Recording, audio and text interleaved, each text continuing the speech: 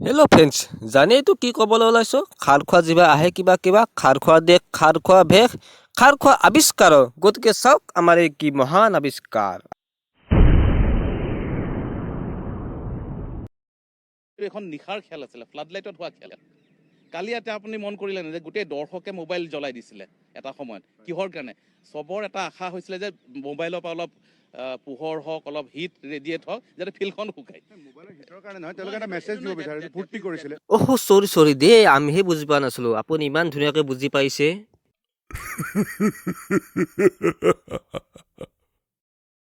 एकदम इन्होंने वक्त बदल दिया, जज्बात बदल दिए, जिंदगी बदल दी। 119 पे इतनी अच्छी पार्टनरशिप चली। ओ भाई मारो मुझे, मारो मारो मुझे, मारो मारो। नहीं ये मजाक हो रहा है, एक सेकंड यार, मजाक हो रहा है। नहीं ये हम यहाँ पे क्या करने आए हैं? मेरी बात, हम यहाँ पे क्या कर रहे हैं? हम इनको support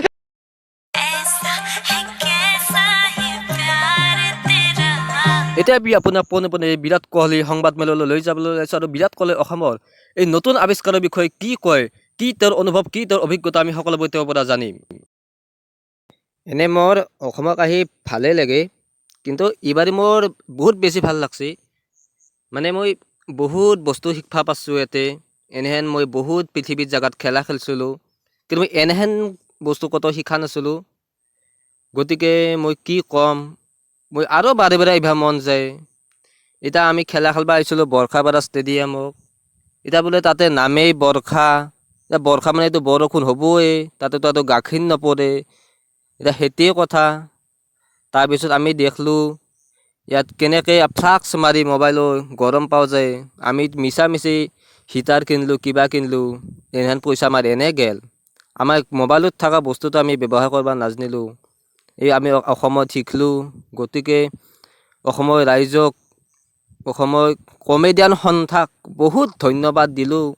thank you to all. দাদা অনুষ্কা বড়ো কিবা দি আনা ভাল হ'ব নেকি?